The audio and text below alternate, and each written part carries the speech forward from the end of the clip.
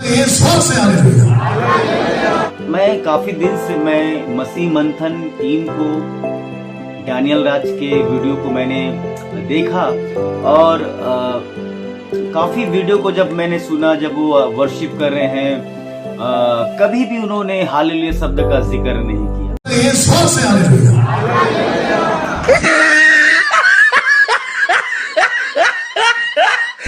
तो मुझे काफी खराब लगा, शायद वो हालेलुया को मानते नहीं। ये स्वर से हालेलुया।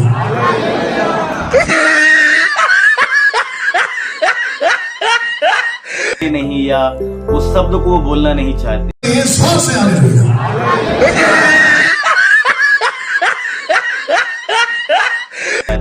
तो आप भी इस वीडियो को जब आप सुन रहे हैं, अब जरूर आप डैनियल राज के सारे वीडियो को आप निकाल कर आप जरूर चेक करें, वन बाय एक वीडियो को जरूर आप चेक करें कि उन्होंने कभी भी हालेलुया शब्द का इस्तेमाल किया। ये स्वर से हालेलुया।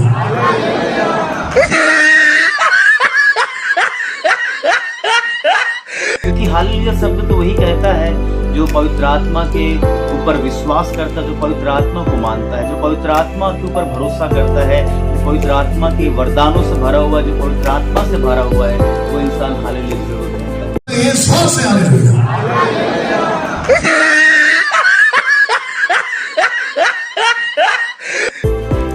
तो मैंने इन चीजों को मैंने उनके जीवन से मैंने कभी भी नहीं देखा। और हम लोग बहुत सारे गाने में हमने हालेलुया शब्द हम इस्तेमाल करते हैं। आप लोगों ने भी सुना होगा, बहुत सारे गाना है जैसा कि वो तेरी स्तुति आराधना हालेलुया। ये स्वर से हालेलुया।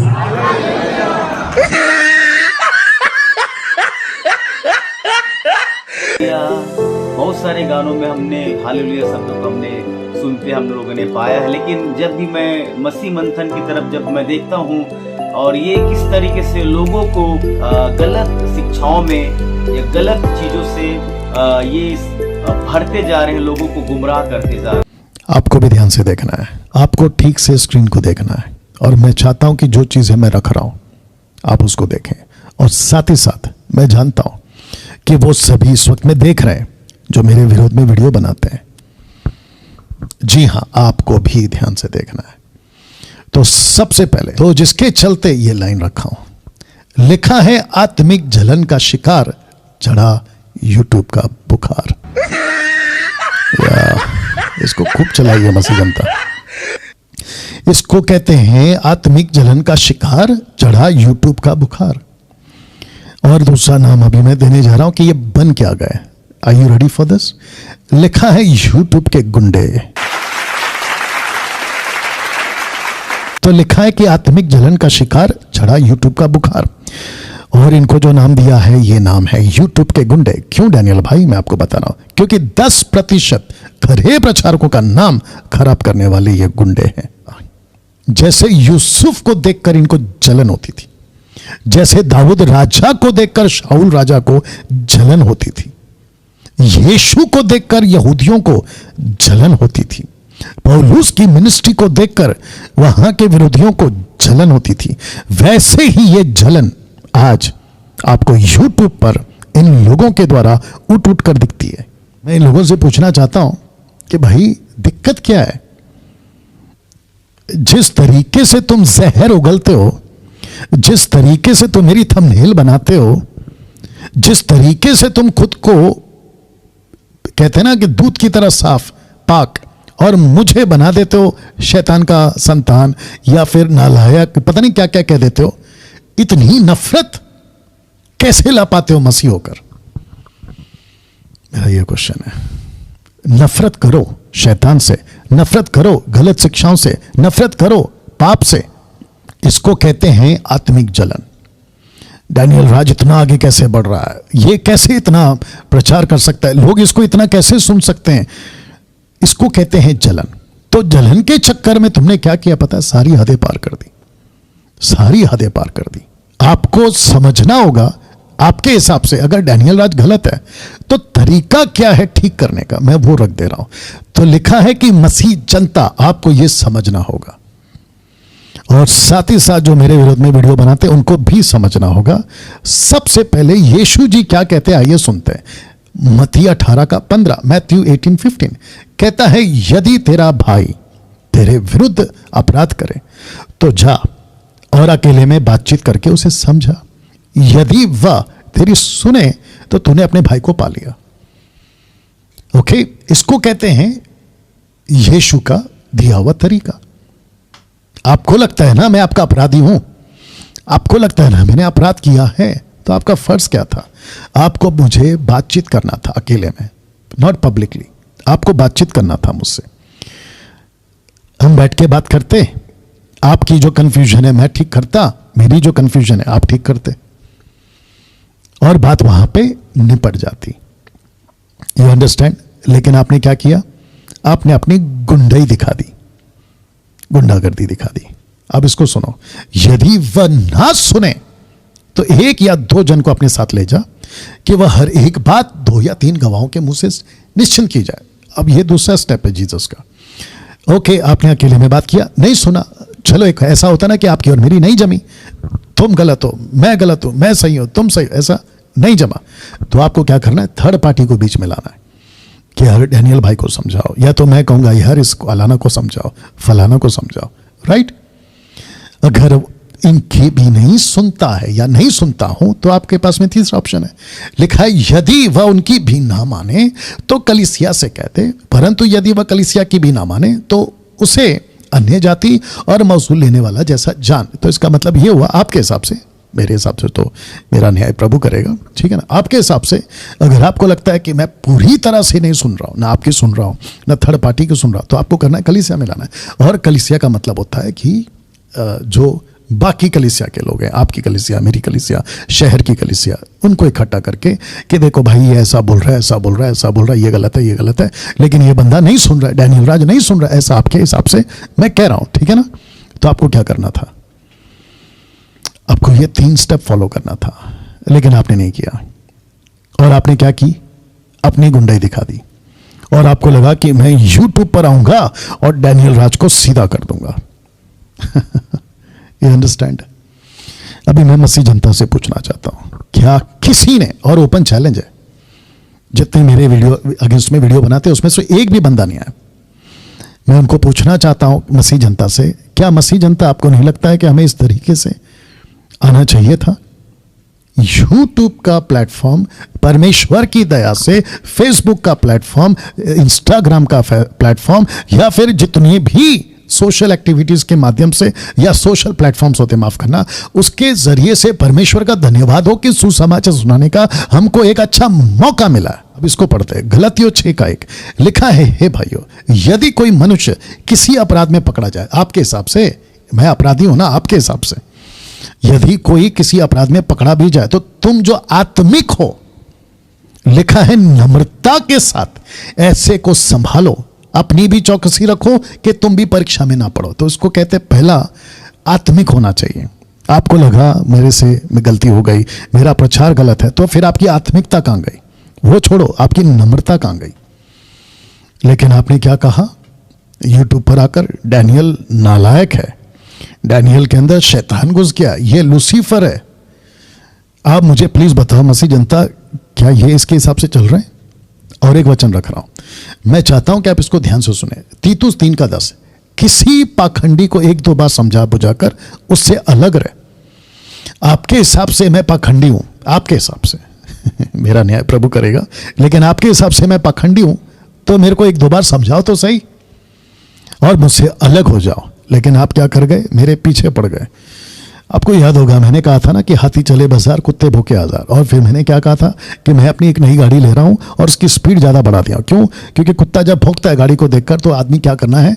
रोकना नहीं है, बल्कि भगा देना है, गाड़ी का स्पीड बढ़ाना है। वही मैं कर रहा हूं और आज उसका नेक्स्ट लेवल आप देख रहे हैं। तो कुछ कुत्ते गाड़ी को देखकर भौंकना शुरू करते हैं। इस कड़ी में एक आखिरी स्क्रिप्चर रख रहा हूं और मैं चाहता हूं कि सलोमी आप इसको पढ़ेंगे जी। रोमियों की किताब उसका 14:1 से पढ़ेंगे आप। जो विश्वास में निर्बल है उसे अपनी संगति में ले लो, परंतु उसकी शंकाओं पर विवाद करने के लिए नहीं। एक को विश्वास है कि सब कुछ खाना उचित है परंतु जो विश्वास में निर्बल है वह सात पात ही खाता है। साग पात साग पात। जी। खाने वाला न खाने वाले को तुच्छ न जाने और न खाने वाला खाने वाले पर दोष न लगाए, क्योंकि परमेश्वर ने उसे ग्रहण किया है। तू कौन है जो दूसरे के सेवक पर दोष लगाता है? यहां रुक जाएंगे। जिसको मैंने बोल्ड किया हुआ, देखिए आप उसका फॉन्ट्स को है ना, मैंने बोल्ड किया हुआ है। ओके, मैं चाहता हूं कि ये चौथा वचन को आप ध्यान दीजिए। लिखा है कि तू कौन है जो दूसरे के सेवक पर दोष लगाता है। आपको बता दूं, और मैं बार बार बोलता रहूंगा, आगे भी बोलता रहूंगा, डैनियल राज कभी किसी को व्यक्तिगत टारगेट नहीं किया है। ओपन चैलेंज है मेरा, किसी को व्यक्तिगत टारगेट नहीं किया मैंने। मेरे पास वीडियो नहीं आते, ऑफ कोर्स आते हैं। क्या उल्टी सीधी वीडियो मेरे को नहीं भेजा जाते कि ठपाक ठपाक गिरा रहे हैं, खुद भी गिर रहे हैं, दूसरों को भी गिरा रहे हैं, आत्मा के नाम पे पता नहीं तमाशा चल रहा है। मेरा खून नहीं खोलता, बिल्कुल खोलता है, लेकिन मैं क्या करता हूं, उसको एक्सपोज नहीं करता, उसकी नाम को, फोटो को नहीं करता, मैं उसकी हरकतों को एक्सपोज करता हूं। तो ये डिग्निटी रखो ना, ये सभ्यता रखो ना, ये ईमानदारी रखो ना, ये सच्चाई रखो ना। आपको किसने कहा कि तुम परमेश्वर की जगह पे बैठकर तुम दूसरों को दोषी देते बैठो? ये गलत है, वो गलत है, और वो भी उसका फोटो दिखाकर? प्रीच करो, बाइबल खुद कहती है प्रीच करो, डांटो, सब कुछ करो, लेकिन व्यक्तिगत टारगेट क्यों? अब आगे पढ़ते हैं जी। तू कौन है, यहां से पढ़िए जी। तू कौन है जो दूसरे के सेवक पर दोष लगाता है? उसका स्थिर रहना या गिर जाना उसके स्वामी ही से संबंध रखता है, वरन वह स्थिर ही कर दिया जाएगा, क्योंकि प्रभु उसे स्थिर रख सकता है। आप समझ गए? आपके हिसाब से मैं गलत हूं ना, ठीक है ना, प्रभु के हाथ में छोड़ दो। आपके हिसाब से मैं गलत हूं तो प्रभु के हाथ में छोड़ दो, उल्टा मेरे लिए प्रार्थना करो। यूट्यूब वालों जो मेरे विरोध में वीडियो बनाते हैं ना, आप लोग मेरे लिए प्रार्थना करो कि डैनियल राज ये गलत सिखा रहा है, वो गलत सिखा रहा है, अन्य भाषा है, औरत पास्टर बन सकती है, प्रभु भोज के बपतिस्मा के पहले प्रभु भोज दे देता है, ऐसा करके आपको लगता है ना। हालांकि मैं गलत नहीं हूँ, वो प्रूफ करने के लिए तो मैंने डिबेट शो करके रखा, अभी तक तो कोई आया नहीं, ठीक है ना। आपको लगता है ना मैं गलत हूं तो प्रभु के हाथ में छोड़ दो। अगर मैं गलत हूं तो प्रभु देख लेगा, अगर मैं गलत नहीं हूं, आपके हिसाब से प्रभु कहता है डैनियल मैं तेरे को स्थिर कर दूंगा। आगे पढ़िए सर या सिस्टर। कोई तो एक दिन को दूसरे से बढ़कर मानता है और कोई सब दिनों को एक समान मानता है। जी। हर एक अपने ही मन में निश्चय कर ले, जो किसी दिन को मानता है वह प्रभु के लिए मानता है, जो खाता है वह प्रभु के लिए खाता है, क्योंकि वह परमेश्वर का धन्यवाद करता है, और जो नहीं खाता वह प्रभु के लिए नहीं खाता और परमेश्वर का धन्यवाद करता है। क्योंकि हम में से न तो कोई अपने लिए जीता है और न कोई अपने लिए मरता है। यदि हम जीवित हैं तो प्रभु के लिए जीवित है, और यदि मरते हैं तो प्रभु के लिए मरते हैं। अर्थात हम जिए या मरे हम प्रभु ही के हैं, क्योंकि मसीह इसीलिए मरा और जी भी उठा कि वह मरे हुओं को और जीवतों दोनों का प्रभु है। ओके, वचन 10 को पढ़िए। तू अपने भाई पर क्यों दोष लगाता है? ओके, शब्द को ध्यान दीजिएगा, लिखा है तू अपने भाई पर क्यों दोष लगाता है, या तू फिर क्यों अपने भाई को तुच्छ जानता है। हम सब के सब परमेश्वर के न्याय सिंहासन के सामने खड़े होंगे। डैनियल राज भी परमेश्वर के न्याय सिंहासन के सामने खड़ा होगा। आप लोग भी जो विरोध में वीडियो बनाते हैं, आप भी परमेश्वर के सामने खड़ा होगा। मैं आपको बताऊं, मेरा कॉन्शियस, मेरा ज़मीर अभी राइट नाउ बिल्कुल साफ है इस मामले में कि परमेश्वर के सामने जब मैं खड़ा रहूंगा तो परमेश्वर मुझे नहीं बोलेगा कि डैनियल तूने उसकी विरोध में वीडियो बनाई, तूने इसके विरोध में वीडियो बनाई, तूने उसके फोटो को थंबनेल में रख के उसको बदनाम किया। ऐसा एक वीडियो परमेश्वर के पास में मेरी रिकॉर्ड नहीं होगी। लेकिन आपका क्या, आपका क्या? अभी बैठे बैठे आप अपने ज़मीर को जांचो। अगर अभी आपको पवित्र आत्मा बात कर रहा है तो वहीं पे मन फिराओ, रिपेंट करो, पश्चाताप करो कि यस प्रभु, मैंने इस वचन के हिसाब से नहीं चला, क्योंकि न्याय करने का काम तो आपका है। लेकिन मैंने एक आदमी को सोशल प्लेटफॉर्म पे अपने फायदे के लिए उसकी फोटो लगाकर उसको बदनाम कर दिया। मेरे भाई, आप यहां पे कितना भी चीख चीख कर खुद को कहते रहो यूट्यूब पर कि देखो मैं सही हूं, मैंने डैनियल राज को सुधार दिया वीडियो बनाकर, तुम कितना भी कर लो, और ऊपर से तुम अपने लोगों को कन्विंस कर लो, बेचारे तो भटक गए जो तुम्हारे फॉलोवर्स हैं, उनके पास भी आऊंगा मैं। इतना सब कुछ करके अगर आपको प्रभु नरक भेज दे तो क्या फायदा बताइए? सोच के देखिए आप। एक मैसेज लगे हाथ में बाकी जितनी भी कम्युनिटीज हैं, मुस्लिम्स की, हिंदूस की, बौद्धिस्ट की, पारसी की, जूइश की, मैं सबको एक मैसेज देना चाहता हूं। नफरत से कुछ नहीं होगा साहब, नफरत से कुछ नहीं होगा। आप एक दूसरे की को काटने के लिए दौड़ते हो, एक दूसरे को बदनाम करते हो, आप एक दूसरे को पता नहीं क्या क्या अनाप शनाप बकते हो, व्यक्तिगत टारगेट करते हो। मैं फिर कहता हूं, जब बात आए ना प्रीचिंग की, तो डंकी की चोट पे करो, डांटो, सब कुछ करो। गलत है तो गलत है, लेकिन व्यक्ति को टारगेट क्यों कर रहे हैं आप? तो लिखा है कि तू अपने भाई पर दोष क्यों लगाता है, या तू फिर क्यों अपने भाई को तुच्छ जानता है? हम सब के सब परमेश्वर के न्याय सिंहासन के सामने खड़े होंगे। अब कुछ बुद्धिजीव लोग मेरे इस स्टेटमेंट को कॉन्ट्रडिक्ट कर सकते हैं। डैनियल भाई, आपको कॉन्टेक्स्ट नहीं पता है। ओके ठीक है, रुक जाओ रुक जाओ, मैं जानता हूं कि ये कॉन्टेक्स्ट क्या है, लेकिन ये जो 10 वचन है ना, ये क्या कह रहा है? ये कौन सा कॉन्टेक्स्ट है जो लिखा है कि हम सब के सब परमेश्वर के सामने खड़े होंगे? ये कौन सा कॉन्टेक्स्ट है? हाँ, बात यहां पे हो रही है वेज और नॉन वेज की, बात यहां पर हो रही है मीट खाने की या साग पात खाने की, मैं समझता हूं।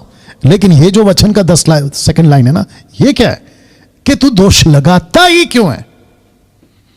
वो चाहे कैसा भी हो, परमेश्वर के सामने खड़ा होगा। जिसने गलती की है वो भी खड़ा होगा, जिसने गलती नहीं की है वो भी खड़ा होगा। तो उसको करने दो ना जज। वक्त से पहले तुमने क्यों हाथ में डंडा उठा लिया कि मैं तो डैनियल राज को सुधार के रहूंगा? अच्छे अच्छे नहीं कर सके साहब, तुम क्या करोगे?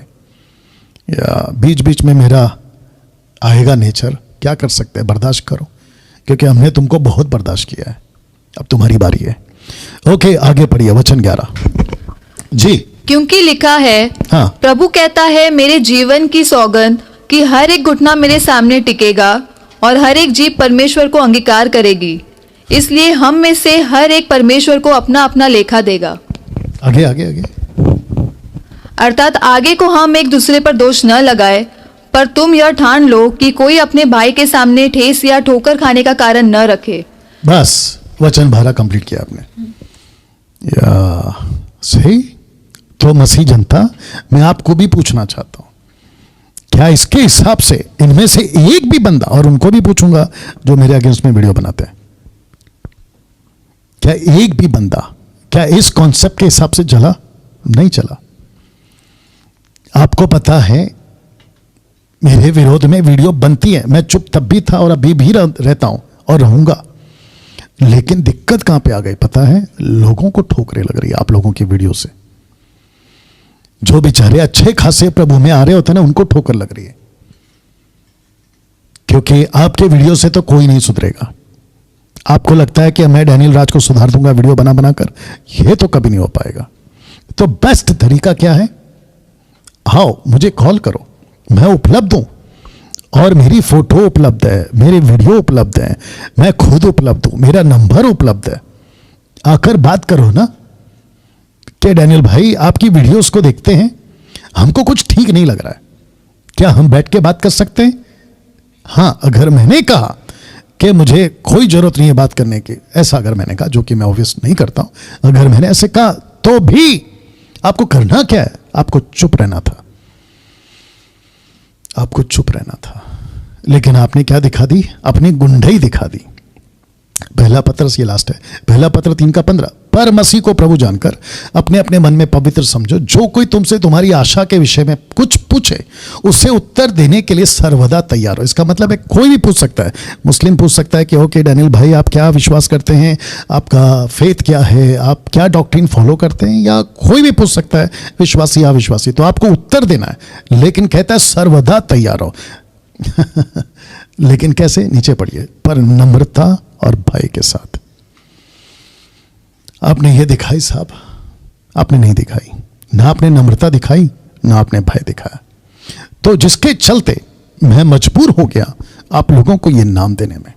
तो लिखा है, मसीह जनता भी आप सुनो, जैसे ही आप किसी को किसी की, रिपीट कर देता हूं, कि जैसे ही आप किसी को किसी की बुराई करने वाली वीडियोस देखो, लिखा है तो समझ जाना कि वो यूट्यूब का गुंडा है।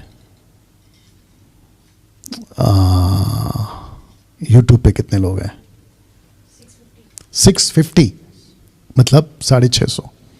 यूट्यूब पर हैं 400 के ऊपर, यानी कि 1000 लोग अभी आप लोग मुझे सुन रहे हैं। तो वापस कहता हूं कि जैसे ही आप किसी को किसी की बुराई करने वाली वीडियोस देखो तो समझ जाना कि वो यूट्यूब का गुंडा है। आप लोगों के लिए अब हम कुछ कर रहे हैं, वो ये है कि मसीह जनता व्हाट्सएप ग्रुप, यूट्यूब के गुंडों पर रोक की मुहिम, या ये नीचे वाला पढ़ लीजिए, यूट्यूब के गुंडों पर रोक की मुहिम। इसका अर्थ ये होगा कि व्हाट्सएप ग्रुप में, और ये मसीह मंथन व्हाट्सएप ग्रुप नहीं है, ये मसीह जनता व्हाट्सएप ग्रुप है, और इसमें कोई शर्त नहीं है, इसमें कोई शर्त नहीं है। आप मसीह जनता हैं, आपको मैं वेलकम करता हूं। मसीह जनता व्हाट्सएप ग्रुप, ये 2-3 नंबर पर, सबसे पहला तो ये नंबर पे जो कि 777 है, इस पे कॉल करो और ग्रुप में जुड़ जाओ। दूसरा नीता जी को कॉल करो, ग्रुप में जुड़ जाओ। तीसरा है जितेंद्र कुमार जी को कॉल करो और ग्रुप में जुड़ जाओ। तो इससे क्या होगा मैं आपको बताता हूं। इससे ये होगा कि हम सब एक दूसरे को जान पाएंगे और मार्केट में ये गुंडे क्या कर रहे हैं वो भी समझ में आ जाएगा। ओके, तो मैं चाहता हूं कि आप लोग इस व्हाट्सएप ग्रुप में कनेक्ट हो। अब जैसे ही प्रोग्राम खत्म होगा, मैं चाहता हूं कि आप लोग जो हैं कॉल्स करना शुरू कर दें, और कुछ शर्तें हैं। आप लोग जैसे ही कनेक्ट होंगे ना, मतलब कॉल आएगा, तो हमारे जो टीम है, आपको ये जो 3 लोग हैं, ये आपको एक व्हाट्सएप भेजेंगे। एक शर्त है, वो मतलब जुड़ने का शर्त नहीं है, आपको डिसिप्लिन मेंटेन करने का शर्त है। बस अगर आप उस पर तैयार हैं, वो आपको भेजा जाएगा व्यक्तिगत। तो मैं चाहता हूं कि मसीह जनता व्हाट्सएप ग्रुप हम बनाएंगे। इसमें होगा क्या मैं आपको बताता हूं। इसमें होगा ये कि आपको जैसे ही किसी की, ओके पहले ये रख देता हूं, जैसे ही आपको पता चला कि कोई आपके विरोध में वीडियो बनाया या 10% के विरोध में वीडियो बनाया और वो अनाप शनाप बक रहा, उसको हम यहां पे लाएंगे, स्क्रीन के ऊपर लाएंगे, और मसीह जनता को एजुकेट करेंगे कि देखो, इसको कहा था कि पहले अकेले में बात करो, 2 के साथ बात करो, कलीसिया के साथ बात करो, नम्रता से बात करो, और अगर नहीं सुनता है तो उसके हाल पे छोड़ दो, क्योंकि न्याय करने का काम तुम्हारा नहीं है, प्रभु का है। तुम खुल के प्रचार करो, जिस टॉपिक पे प्रचार करना है खुल के करो, जैसे मैं करता हूं और आगे भी करता रहूंगा। जो चीज गलत है गलत है, आपको नहीं पट रहा है उसको छोड़ दो। लेकिन अगर आपने गुंडई दिखाई और गुंडागर्दी पे उतर आए कि हम डैनियल राज को सुधार देंगे, ओके, ये चित्र देखो और ये शब्द पढ़ो। क्या मसीह जनता आप तैयार हैं मसीह की देह को फाड़ने वाले भेड़िए से बचाने के लिए? जब आप मुझे सुन रहे हैं, आपका खून खोलना चाहिए, क्योंकि ये मसीह की देह को खराब कर रहे हैं। कौन? ये गुंडे, ये मसीह की देह को खराब कर रहे हैं। अब इसको सपोर्ट करने के लिए एक स्क्रिप्चर रख रहा हूं, यूहन्ना की किताब उसका 10 का 12 से 13 लिखा है, मजदूर जो ना चरवा है ना भेड़ों का मालिक है, भेड़ियों को आता देख भेड़ियों को छोड़कर भाग जाता है। भेड़िया उन्हें पकड़ता तितर बितर कर देता है। वो इसलिए भाग जाता है कि वह मजदूर है, उसको भेड़ों की चिंता नहीं। तो मसीह जनता, मैं आपसे पूछना चाहता हूं, क्या इस भेड़िए से आप मसीह की देह को बचाना चाहते हो? अगर बचाना चाहते हो, मेरे साथ आइए। मसीह जनता, मैं आपको वेलकम कर रहा हूं। मसीह जनता, आपको यह नाम दिया गया है। क्या सही है, क्या गलत है, आपको जानना होगा। यीशु बचाता है चैनल को सब्सक्राइब करें, नोटिफिकेशन ऑन कर ले, ऑल बटन पे क्लिक कर ले, ताकि हमारे वीडियो आप तक पहुंच सके और आप सही शिक्षा, खरी शिक्षा में बढ़ सके। फिर मुलाकात होगा एक अगले वीडियो में, तब तक के लिए सबको जय मसीह की। Take care, good bye. Please share this video.